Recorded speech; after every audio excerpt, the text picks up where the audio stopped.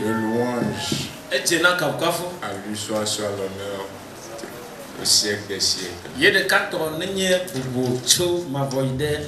Je tiens encore à dire merci à Dieu pour la vie de notre cher papa, pasteur Tekou Clément, le fondateur de l'église.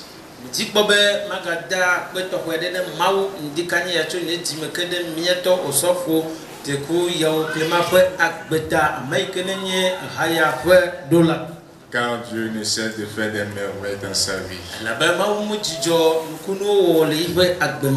Je tiens encore à dire merci à l'Éternel pour la vie de chacun de nous.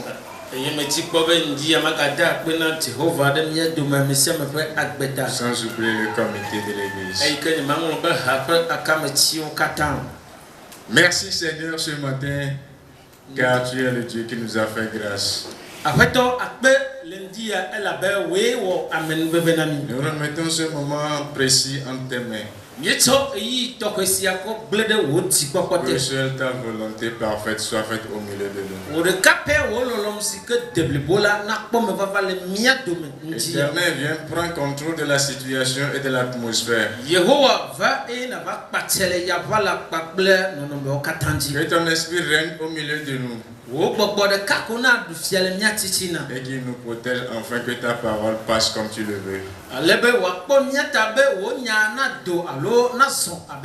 Nos cœurs sont entre tes mains. Nous n'avons pas la puissance de les transformer. Seul toi, tu as la puissance de toucher le cœur.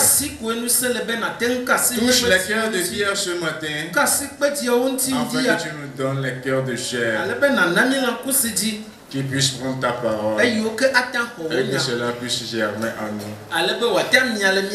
Merci Seigneur, au nom puissant de Jésus. Amen. Amen. Merci Seigneur. Ce matin, c'est encore un privilège pour moi. Comme j'ai toujours l'habitude de le dire, je ne suis pas digne. C'est une grâce qui a été faite à ma personne. Et je dirais encore merci à mes pères, à notre père et à ses collaborateurs.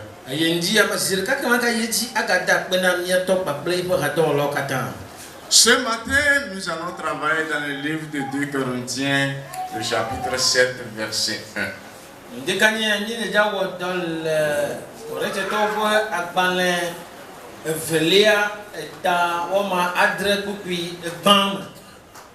Nous pouvons nous mettre debout pour honorer la parole de Dieu. La parole de l'Éternel dans 2 Corinthiens chapitre 7 verset 1. Ayant donc de telles promesses, bien-aimés, purifions-nous de toute souillure de la chair et de l'esprit, en achevant notre sanctification dans la crainte de Dieu. Amen. Amen. Bienvenue les Corinthiens au top Agbané et Vélia, Tamendron, Oukui, Banto, et les Béna. Azola, Essi, Mbedodo, Siao, les Miasila, Lonoto, Minamia, Comiado, Kui, Mutito, Mutila, Play, Bobo, Pedi Popo, Sia, Di Popo, Me. Benamia, Mau, Benamia, Wu, Kokwe, Nyenye, Moule, Mau, Vovome. Amen. Amen. Le titre de mon message ce matin s'intitule L'âme qui cherche à voir Dieu un jour.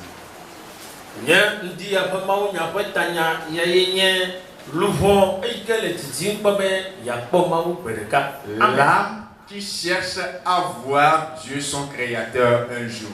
La Bible déclare dans 2 Corinthiens 7 verset 1: ayant donc de telles promesses, bien-aimés,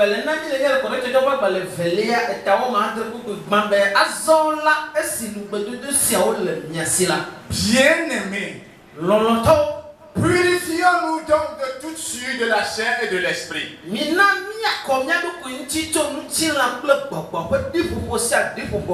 en achevant notre sanctification dans la crainte de Dieu. Amen. Amen. Bien-aimés dans le Seigneur, si nous sommes rassemblés ce matin dans ce lieu, c'est parce que chacun de nous a un objectif. Chacun de nous a une vision. Pour certains, c'est que Dieu sent leur situation financière. Pour d'autres, c'est que Dieu leur donne un mari. Pour d'autres, c'est que Dieu leur donne une femme. Et à cause de ça, nous nous battons jour et nuit. Beaucoup d'entre nous sont ceux qui ignorent la suite de notre âme.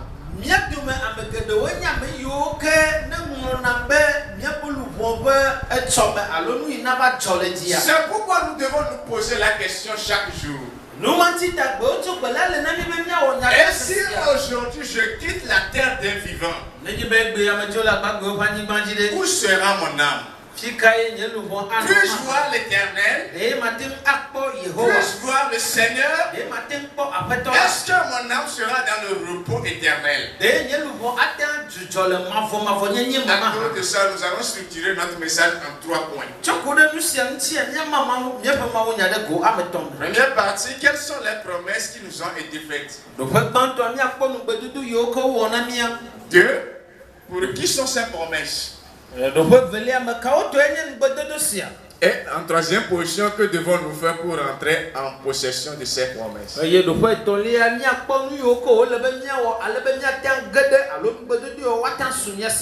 Amen. Amen. Nous allons commencer par la première partie. Quelles sont les promesses qui ont été faites?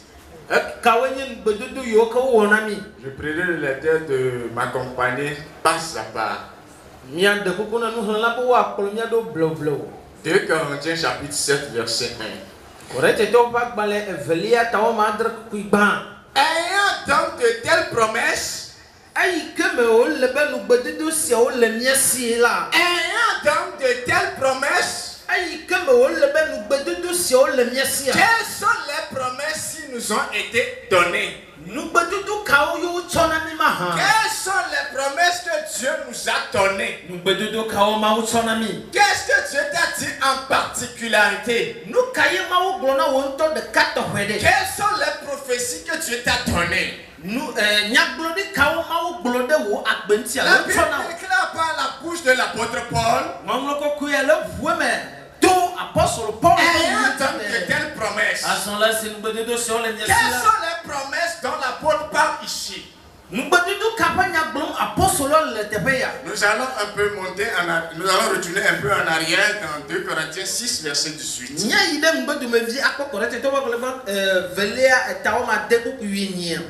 Je serai pour vous un père, et vous serez pour moi des fils et des filles, dit le Seigneur Tout-Puissant.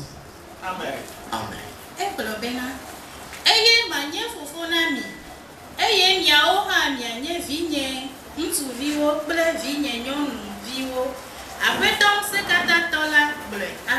Amen.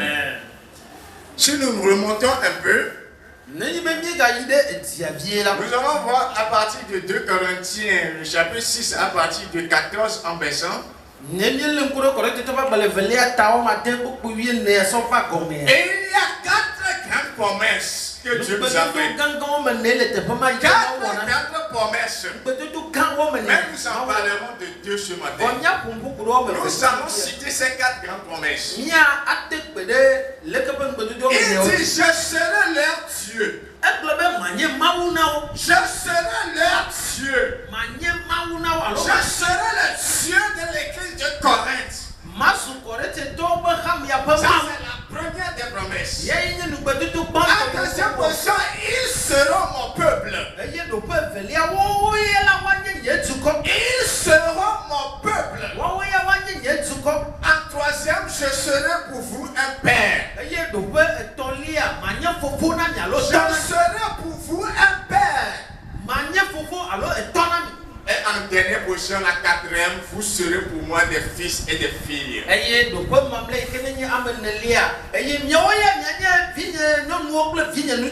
de cette promesse l'apôtre parle aux Corinthiens. Il s'agit de 4 grandes promesses. Je serai leur Dieu. Ils seront mon peuple. Je serai pour vous un père. Et vous serez pour moi des fils et des filles. Ça, c'est la promesse qui a été faite à l'église. C'est la promesse qui a été faite à roi des rois. C'est cette promesse qui nous accompagne. Que Dieu dit, je serai leur Dieu. Le Tout-Puissant qui déclare, je serai leur Dieu. Regardez quel privilège qui nous a été accordé. Regardez cette opportunité que Dieu donne à nous qui sommes indignes. Ils seront mon peuple. Imaginez comment Dieu avait travaillé avec le peuple d'Israël en Égypte. Avec une forte, une main puissante. Et aucun peuple ne tenait devant lui. C'est la promesse que Dieu accomplissait dans la vie du peuple d'Israël. Et il continue en disant, je serai pour vous un père. De Corinthiens 7:1 dit, ayant de telles promesses, ayant donc de telles promesses, la promesse que je serai pour vous un père. La promesse pour vous que vous serez des fils et des filles pour moi. Oui. Je serai pour vous un père. Alors, que veut dire je serai pour vous un père? Je serai pour vous un père. Un père a la responsabilité. Il a plusieurs responsabilités envers ses enfants, envers sa femme, envers ses entreprises, envers une nation. Un père, c'est quelqu'un qui a plusieurs responsabilités. La Bible dit dans 2 Corinthiens 6:18, je serai pour vous un père. Je serai pour vous un père. Et Paul dit à l'église de Corinthe, ayant donc cette promesse, ayant donc de telles promesses, nous devons comprendre les promesses de Dieu. Nous devons comprendre les promesses de Dieu. Et comment y entrer? Il dit, je serai pour vous un père. Un père a plusieurs responsabilités. Si nous venons dans la chair, un père nourrit ses enfants. Un père a la responsabilité de nourrir ses enfants. Il a la responsabilité de préparer l'avenir de ses enfants. Il a la responsabilité de les mettre à l'école. Il leur donner une bonne éducation. Un père a la responsabilité de préparer l'avenir physique et spirituel de ses enfants.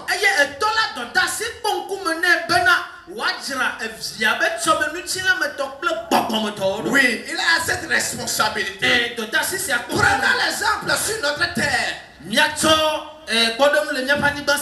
Si ton père est charlatan, il essaie d'introduire son enfant dans le charlatanisme. Il essaie de le préparer spirituellement. Il essaie de le préparer spirituellement. Il essaie de le léguer l'héritage. Comme ça, il spirituellement. Ainsi Dieu déclare, je serai pour vous un père. Je serai pour vous un père. Un père qui protège. Un père qui délivre. Un père qui instruit. Un père qui encourage. Un père qui bénit. Un père qui châtie. Un père qui ramène des mauvais chemins. Qui ramène du mauvais chemin. C'est ce que Dieu veut être pour nous. Un père qui nous éduque. L'apôtre dit aux Corinthiens, de quelle promesse Dieu veut devenir un père pour nous. Oui, nous devons comprendre la responsabilité d'un père. C'est ce que Dieu veut faire pour nous. Il veut nous protéger. Il veut nous protéger des dangers publics. Il veut protéger ta vie physique et spirituelle. Il veut que ton âme se réjouisse un jour. Il veut ta liberté. C'est pourquoi il a la responsabilité de te nourrir physiquement et spirituellement. C'est la promesse que Dieu nous a faite. Il dit, je serai pour vous un père. Je serai pour vous un père. À condition que si nous remontons un peu en haut, il dit sa tête humiliée d'eux. Sa tête humiliée d'eux. Ne touchez pas à ce qui est impur. Et je vous accueillerai. Sa tête humiliée d'eux. Sa tête humiliée de la race incrédule. Je serai pour vous un père. Et je serai pour vous un père. Quand tu sors du milieu d'eux, alors tu abandonnes ce que tu n'aimes pas. Oui. Nous parlons de l'âme qui cherche à voir Dieu un jour. Oui, Dieu nous a fait des promesses. C'est pourquoi l'apôtre commence par ayant donc de telles promesses. Nous ne pouvons pas commenter ce verset si nous ne parlons pas de ces promesses. C'est la promesse que Dieu nous a faite de devenir un père pour nous. Et il continue. Vous serez pour moi des fils et des filles. Oui, il veut faire de nous des fils et des filles. Si nous venons parmi sur la terre des vivants, quand tu verras certains parents sont glorifiés de leurs enfants. Quand ils arrivent quelque part, ils montrent leurs enfants. Ça, c'est mon enfant. Parce qu'il a une attitude qui fait réjouir son enfant. Oui, une attitude qui fait réjouir son père. Qui donne la joie au père. Son cœur est égayé. Oui. Ayant donc de telles promesses, Dieu veut nous appeler ses enfants. Dieu veut nous appeler ses fils et ses filles. Oui, des enfants. Alors quelle est la responsabilité des enfants? En tant qu'enfants, nous devons nous humilier. Assumer les instructions divines. Nous devons nous humilier. Nous devons comprendre les principes de notre Père. Nous ne devons plus être des religieux. Nous devons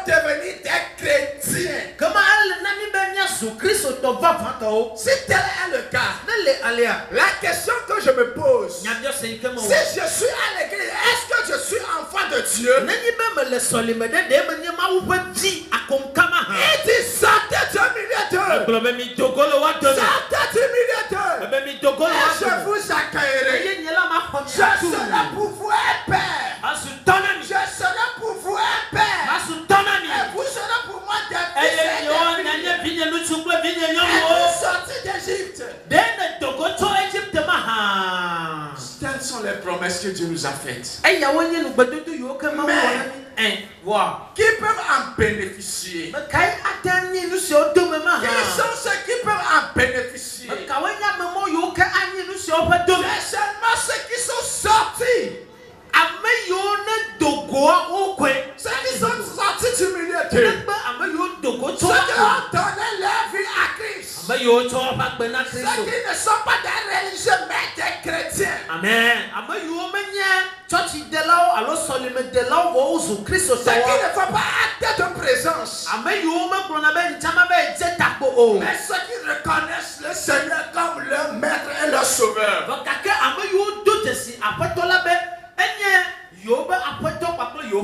C'est pour eux cette promesse. Alors, que devons-nous faire pour rentrer dans ces promesses? Et la Bible continue. Il dit, bien-aimés, purifions-nous donc de toute suite de la chair. Il dit, bien-aimés, bien-aimés, le plan de Dieu pour nous, bien-aimés. Et toi qui cherches à voir Dieu un jour, il veut que ton âme se repose dans la joie du Seigneur. Il dit, purifions-nous donc de toute suite de la chair. Purifions-nous donc de toute suite de la chair.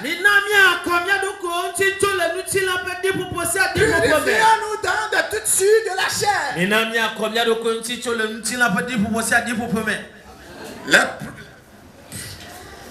Alléluia. Amen. Purifions-nous donc de toute suite de la chair et de l'esprit. Les suites de la chair et les suites de l'esprit. C'est deux grandes choses. La Bible déclare que celui qui veut obtenir ses promesses, celui qui veut bénéficier de ses promesses, il veut que cette personne se purifie. Purifie sa chair. Purifie son âme. Purifie son esprit. En purifiant la chair et l'esprit, l'âme devient sainte. Alléluia. Amen. En purifiant l'âme, en purifiant la chair et l'esprit, l'âme devient sainte. Toi qui cherches à voir Dieu, nous ne pouvons pas mener cette vie de chrétienté si nous ne sortons pas pour nous purifier. Ce n'est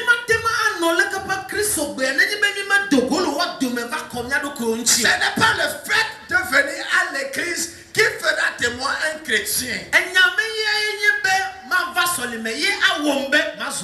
n'est pas le fait de faire quelque chose dans la maison de Dieu qui fait de moi un chrétien.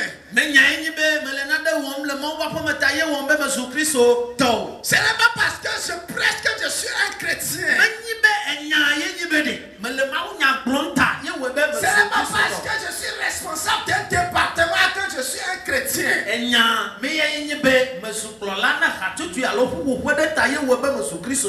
Mais devenir chrétien, c'est se sanctifier. C'est se sanctifier de chair et d'esprit.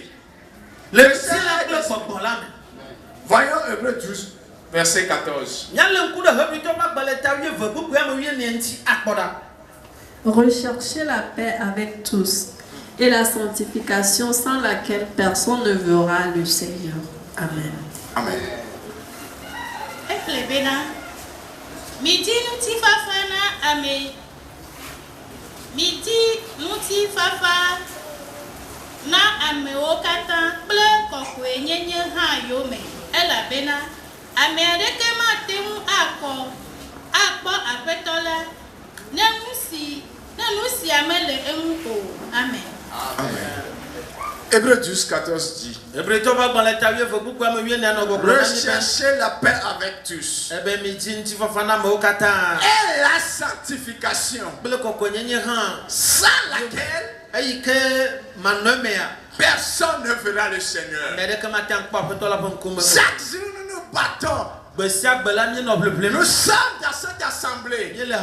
Nous sommes à droite à droite. Nous disons, je m'en vais à l'église. Et qu'un jour nous voulons voir Dieu. La Bible dit, ce n'est pas le fait de venir à l'église qui est important. Mais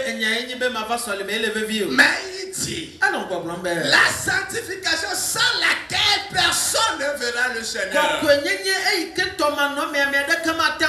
La sanctification dans toutes choses. La sanctification dans nos manières de vivre. La sanctification envers mes frères et mes sœurs. La sanctification pour glorifier le nom de Christ. Alors c'est quoi la sanctification?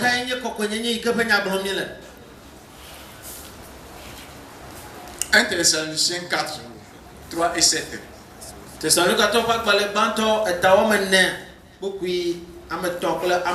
Disais plutôt 3 à 7.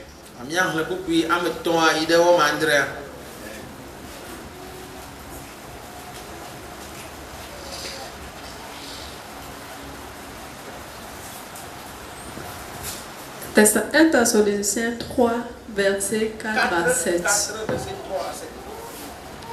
4, 3 à 7. Pas 3 et 7. 1 Thessaloniciens 4, 3 à 7. 1 Thessaloniciens 4, verset 3 à 7. Ce que Dieu veut, c'est votre sanctification. C'est que vous vous abstenez de l'impudicité. C'est que chacun de vous sache posséder son corps dans la sainteté et l'honnêteté, sans vous livrer en une convoitise passionnée comme font les païens qui ne connaissent pas Dieu. C'est que personne nuise envers son frère de fraude et de cupidité dans les affaires, parce que le Seigneur tire vengeance de toutes ces choses, comme nous vous l'avons déjà dit et l'attesté. Verset 7. Car Dieu ne nous a pas appelés à l'impureté, mais à la sanctification. Amen. Amen.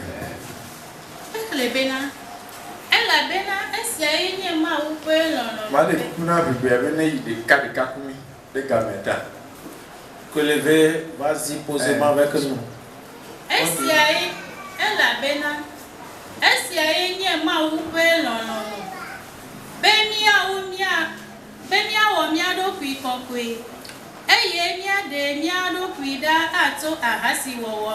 Amen. Amen. Ce que Dieu veut, c'est votre sanctification. C'est ce que vous vous abstenez de l'impudicité. Ce que Dieu veut à l'église des émissaires du roi des rois. Ce que Dieu fait à votre personnalité. Ce que Dieu fait pour toi particulièrement. C'est votre sanctification. C'est votre sanctification. C'est que vous vous abstenez de l'impudicité. De l'impudicité. De l'impudicité. Pour nous les jeunes, certains c'est l'impudicité dans la chair. Ce qui suit la chair.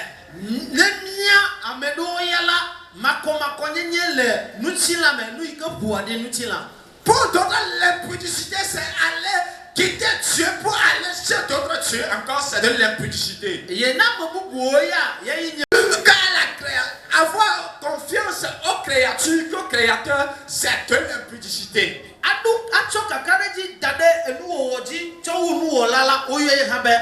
Ce que Dieu veut pour nous, c'est la sanctification.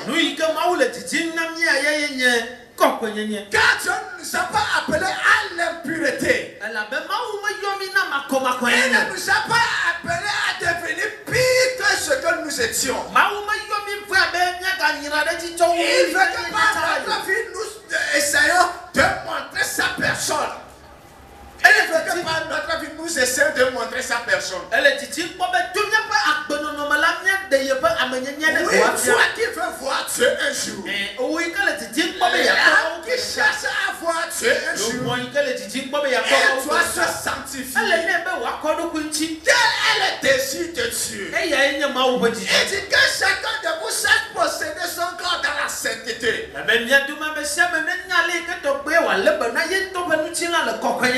Mais étonnamment aujourd'hui, c'est dans l'église de Dieu il y a plus de commérage. C'est dans l'église de Dieu où il y a plus de mensonges. On ne se soucie plus de l'âme. C'est dans l'église de Dieu il y a plus de fraude et de duplicité dans les affaires. Nous ne sommes pas honnêtes les uns envers les autres. À cause des sous, à cause des différends que tu auras, tu essaies de salir la réputation de Dieu.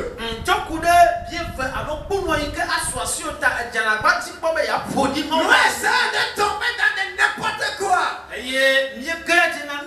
Nous ne nous soucions pas de notre âme. Mais la Bible dit, celui qui veut me voir, celui qui veut me voir, il n'a qu'à se sanctifier. Il n'a qu'à se sanctifier. Mes sœurs, mes frères, mes sœurs, bien-aimés dans le Seigneur, ne perdons pas le temps ici-bas. Ne perdons pas le temps ici-bas. Venez à l'église, ne fais pas de toi un chrétien. Si tu n'es pas chrétien, si tu ne te sanctifies pas, alors tu ne peux pas voir la gloire de Dieu dans ta vie. Dieu veut le salut de notre âme. Dieu veut le salut de notre âme. C'est pourquoi un Pierre 15:16 nous dira, mais puisque celui qui vous a appelé est saint, mais puisque celui qui vous a appelé est saint, vous aussi soyez saints. Vous aussi soyez saints. Vous aussi soyez saints. Dans toute votre conduite. Dans toute votre conduite. Soyez saints. Selon qu'il est écrit. Vous serez saints car je suis saint. Vous serez saints car je suis saint. Celui qui veut voir Dieu, s'il ne mène pas une vie de sanctification, s'il ne sort pas du milieu de ce peuple, s'il ne sort pas du milieu de ses amis, s'il ne dirige pas sa maison comme il le faut, il n'espère pas obtenir les promesses de Dieu. Si tu veux que le Seigneur soit ton Père, et si tu veux que le Seigneur t'appelle fils et fille, tu as la responsabilité de mener une vie de sainteté. Tu as la responsabilité de mener une vie de sainteté. Sans la sainteté, sans la loyauté, sans l'honnêteté, sans être un homme véridique, tu ne peux pas sortir du milieu de ce peuple. Oui, tu ne peux pas sortir. Que tu sois enfant, que tu sois jeune, que tu sois âgé, peu importe la responsabilité que tu as, l'œuvre que tu exerces ne peut pas te sauver. Oui, ça ne peut pas te sauver. Mais ce qui peut t'amener un jour à voir Dieu, C'est la sanctification. C'est la sanctification. Je dis encore, c'est la sanctification.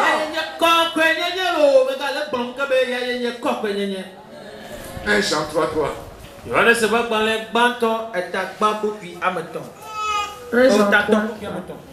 Quiconque a cette espérance en lui se purifie comme lui-même est pur.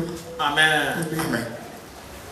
Quiconque a cette espérance en lui se purifie comme lui-même est pur. La question que je me pose, est-ce que tu as cette espérance? Est-ce que tu as l'espérance de voir Christ un jour? Ou bien tu viens seulement à l'église? Ou bien tu te dis le jour où je mourrai, que les chrétiens viennent me faire les funérailles? Ou bien moi aussi je vais rester là-bas pour quitter les gens, pour nous qu'on ne m'appelle pas de venir faire des sacrifices pour les idoles.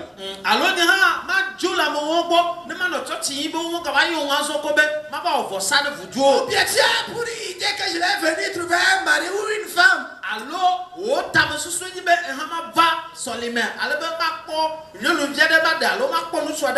Si tel est le cas, mes chers, nous sommes déjà balancés de côté. La Bible dit quiconque a cette espérance. Quelle espérance? Que son âme trouve le Seigneur un jour. Que son âme se repose à la droite du Père. Il dit que quiconque a cette espérance en lui se purifie. Quiconque a cette espérance, alors nous avons la responsabilité de nous purifier. Il dit de se purifier car lui-même est pur. Une église qui ne se purifie pas ne voit pas la gloire de Dieu. Un foyer qui ne se purifie pas ne voit pas la gloire de Dieu. Un foyer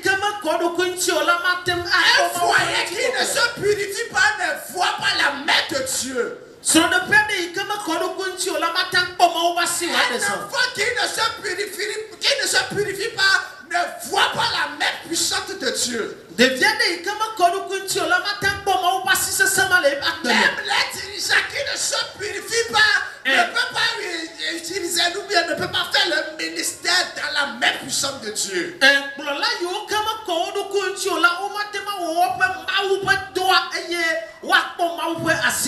C'est pourquoi, comme nous avons cette espérance, la Bible déclare de nous purifier afin que Dieu puisse devenir notre Père.